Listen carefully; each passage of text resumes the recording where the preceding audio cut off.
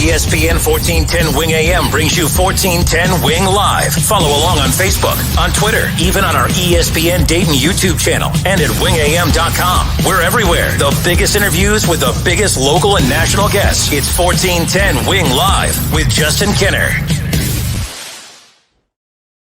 All right, what's up, everybody? Welcome in. It's the Justin Kinner Show with Kev Nash. Kind of throughout the afternoon. We're trying something a little different today. Obviously, we'll be back on the air later on this afternoon from 3 to 6, but we wanted to be able to catch up with our next guest that we're going to bring on here in just a second. Kev, there's a lot of chatter about college football, and I figured that's what we talk about this afternoon. Yeah, apparently college football is going to kick off officially with Power 5 schools. Well, some of the Power 5 schools starting tomorrow. Starting on Saturday, so definitely looking forward to it. But, a certain conference isn't playing. Absolutely. The Pac-12, right? the Pac-12. Now, the Pac-12, the Big Ten, obviously, the Big Ten has been very vocal. The fan bases within the Big Ten, under the Big Ten umbrella, have been very vocal about wanting their teams to have a chance to play. Of course, we know that the president has been involved now, and that there's still more people who are they're wanting answers. They're wanting clarity. I've still said this before. Even if they get answers, unless it's the answer they want to hear that they're definitely going to play, it's still going to be leaving people not happy. But let's bring on our next guest. He's Jay Paterno, the son of legendary head coach Joe Paterno. He joins us now. Welcome in, Jay. How are you, sir? Good. How about you guys? Good. I appreciate you hanging out with us. And, of course, we're going to cover a lot here over the coming minutes. We'll talk about your new book here in just a second. But as you heard us talking about it, I'm sure you're getting a ton of questions like this. With everything going on in college football right now, obviously the Big Ten not playing as of right now. Right? As of right now, are they going to play? You might know more about this than we do.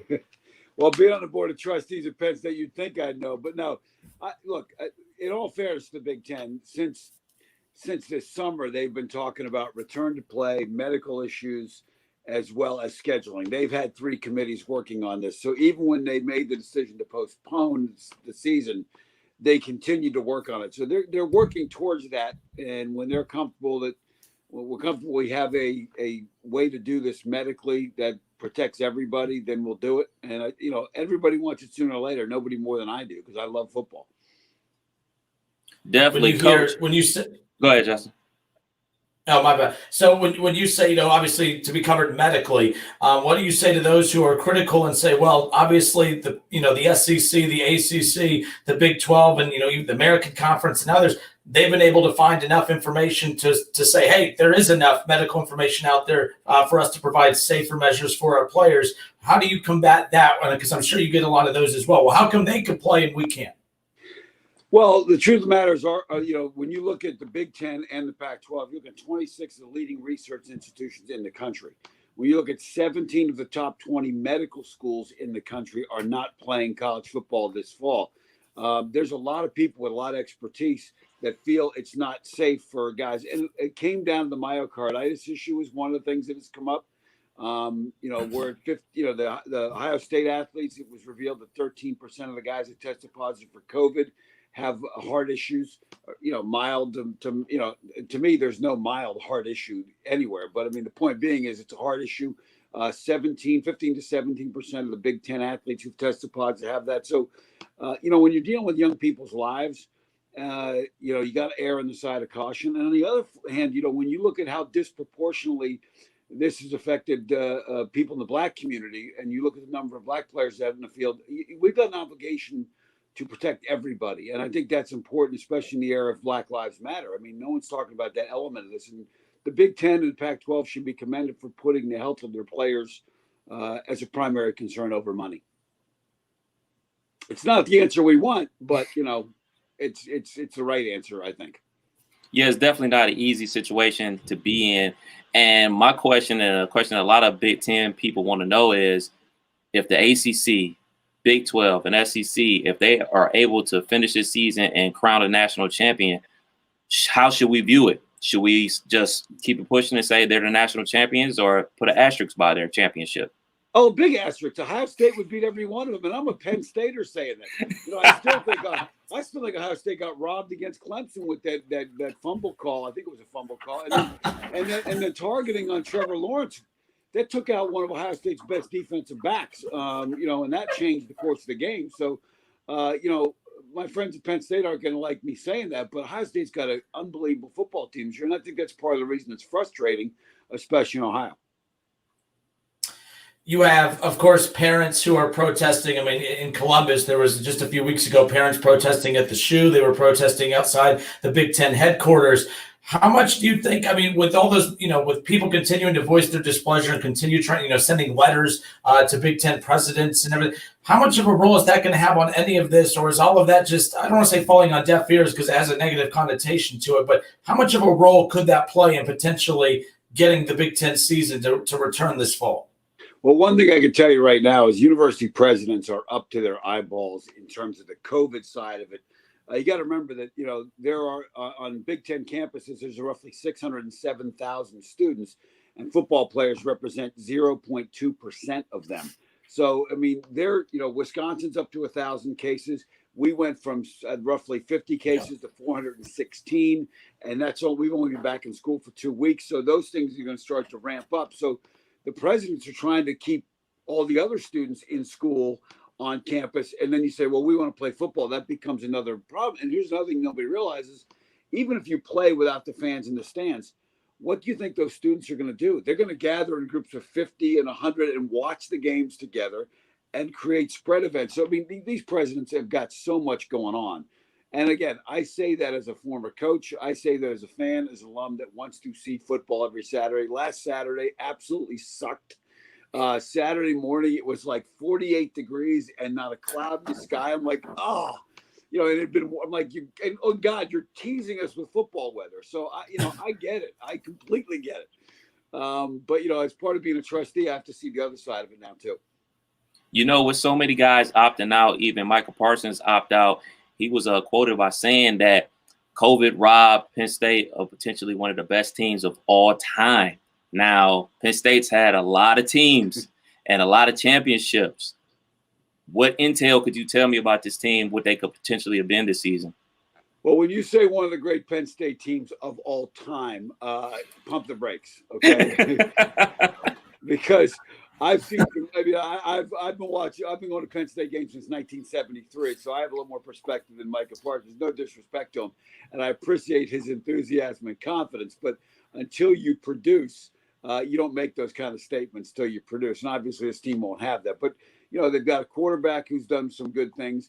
Pat Fryermuth, who just opted out, but they're a tight end. They've got a great running back. They've got some, defensively, they have a chance to be pretty good. But again, I hate anybody that starts talking about the greatest teams of all time until you've produced something. And people talk about LSU. LSU last year, you have to give them credit. As many top tens as they beat, tight teams as they beat. But I've seen some pretty dang good football teams at Penn State. So I don't want to, that's no insult to Micah, but All right, we got Jay Paterno with us here on the Justin Kinner Show with Kev Nash on 1410 ESPN Radio. Our conversation here midday brought to you by Arrowhead Tax Service, Accounting, and Payroll. Jay, it's interesting. You look at the SEC, and I look at that coaching room, and I see a coaching room that has a lot of national championships, a lot of really experienced coaches. How much of a role do you think coaches played in some of the meetings for the other conferences? And let's say that the Big Ten had Joe Paterno. Let's say that the Big Ten had an Urban Meyer or a Jim Tressel, and Mark D'Antonio was still at Michigan State. And you have, a room with, and no disrespect to the current coaches in the Big Ten. James Franklin's great. I'm not disrespecting any of that. But would a heavier weight of names in the coaching world have maybe impacted the Big Ten's decision differently if they had more weight in that room, if that makes sense? Yeah, I get what you're saying. There's no question about it. And I don't know how they, I can't speak for all the other guys, but I know my dad would have said, we're talking about football. Let's make sure all the other kids can go to school here. The kids that are paying 35 and 50 grand to go to college here can get their on-campus experience, and then we'll worry about football. That's what he would have said. But I think there's no question. The Big Ten coaches are definitely trending younger. Those heavyweight guys, and again, some of these guys will develop into that unless they jump to the NFL or whatever the case may be. But you still have Kirk Ferentz out west. You got Barry Alvarez, who's an athletic director at Wisconsin. Even though he's not coaching, I'm sure he had some things to say. Barry's not shy. But I think the presidents ultimately had to make this call. And I think when you look at where universities are, you've got the medical people in the room and you have the lawyers in the room in terms of liability. So I think those people ultimately, at the end of the day, if a guy like Micah Parsons had played and gotten sick in COVID and could never play football again, you might be looking at a 9-figure settlement. So, I mean, there's part of that involved too, but you also have to be concerned that these guys don't get COVID and spread it to the rest of the students, because then you'll have those students suing you as well. So, those families. So, I mean, nobody likes lawyers until you need one. Right. So with all this talk about a potential spring football season, where do you come down on that, being a purist of fall football? It won't be the same. There's no question about it. But I mean, I want to see some football at some point. And you know what? If we get college football all fall, sorry about that. Kevin, turn your phone off. Yeah, if we get college football all fall, and then we get some in the spring, that's not the worst thing either, because now we've got like year-round football. So not that we want to make a habit of this. Right.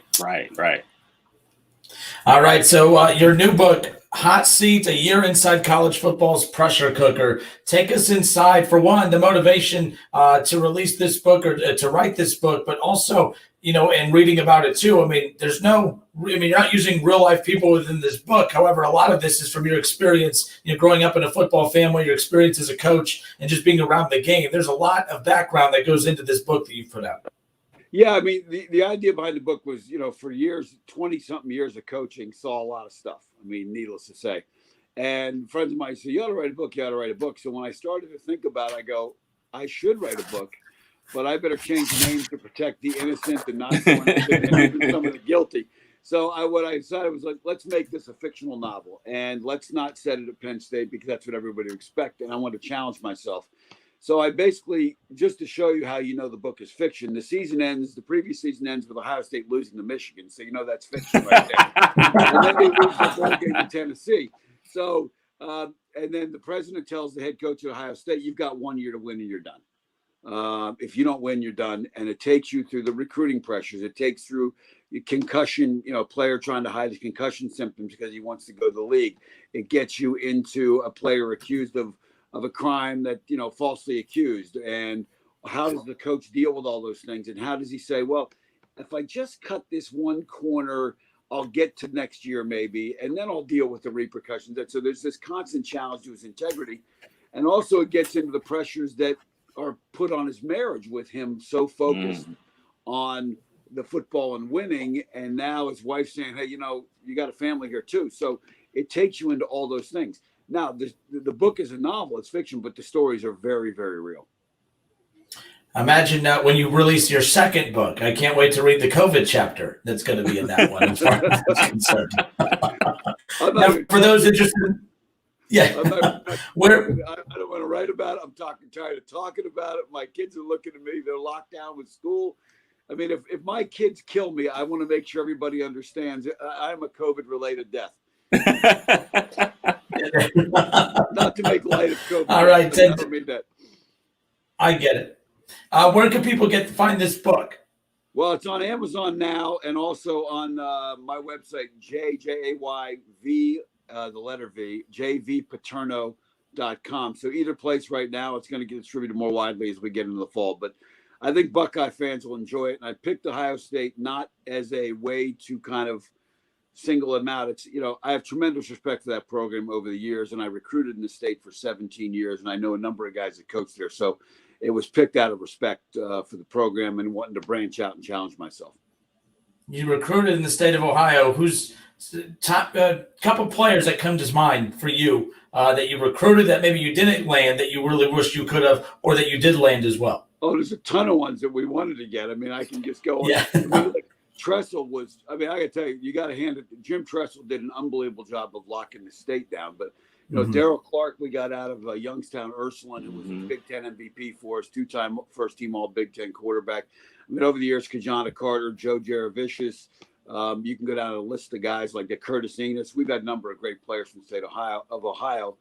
And, I've always argued with people about Florida and Texas and California. So you take the top 10, 15 guys in the state of Ohio, top 10, 15 guys in the state of Pennsylvania, you can put them against the top 10 or 15 guys in any state in the country. And you're going to be right there every step of the way. And, Ted Ginn up in Glenville, Trotwood Madison's had guys over the years. We ran into, we bumped heads there. Jim Place at Chaminade Julienne for years. I mean, all those guys, I still know a bunch of those guys. So tremendous respect in Ohio. It's just a great, great football state. All right, as we send you out with this, and again, we appreciate your time, Jay Paterno with this here, a trustee at Penn State. And I'm curious, what's your role as a trustee? What's your day-to-day like right now as far as just the conversations you're having? What is the conversations you're having with the school president right now?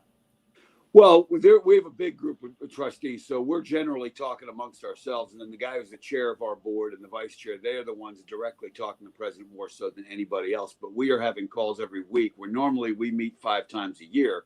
We're talking almost every week, sometimes more often, sometimes a little less often, but we're getting updates on everything. And we're getting constant communications as the number of cases on campus, as they're going up. You bring the students back.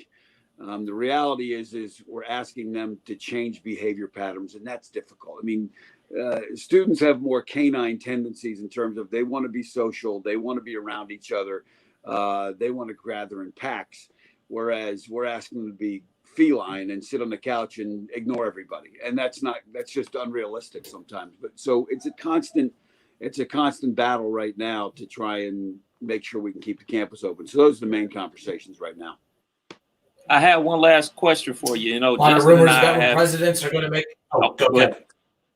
I have one more question for you. Justin and I have picked teams that we're going to be rooting for this season since our team can't play. He's picked Clemson. I've picked Florida State. Do you have a backup team that you'll be rooting for? I know Pitt won't be one of them, but will you be rooting for anybody? Will you be finding a new team just to root for this one season? First of all, Clemson, as an Ohio State fan, you cannot, or in Ohio, you cannot. I try to tell them. You're done. You're done. You may as well move. Get over the border in Indiana or get up. No, I'm kidding. Buckeye fans got mad at me years ago when they lost 31-0 to Penn or to Clemson in the playoff. I said OH 31-0, and that since then Buckeye fans and I haven't always met eye to eye. So I'm on rocky ground anyway. Can't get it, but no, I haven't really picked anybody out yet. But you know what? All kidding aside, Pat Narduzzi at Pitt I know really well and really like. So I root for them when they're not playing Penn State. I really like him. I think he's doing a nice job at Pitt. And I would actually like to see Penn State and Pitt play every year if they could make it happen, because I think it's good for the state. It really is. But scheduling is what it is. This will be the last thing as we send you out. Are you able to give us any info as when you're hearing when the next vote could be for presidents about the upcoming fall season? No, I mean, there's a lot of rumors. There's tons of rumors. There's more rumors than there are facts. And I think, the 3 committees right now are where the action is. The committee on the medical side, the committee on return to competition, and the committee on scheduling is where the action is right now. And I think those people kind of, once they get to a point, then I think they'll talk with the presidents. The presidents will get back to this, and hopefully, we're all rooting for it sooner than later. But when you're dealing with young people's lives, you're better off being a week too late than one day too early. All right. So should fans be holding their breath for an October 10th kickoff?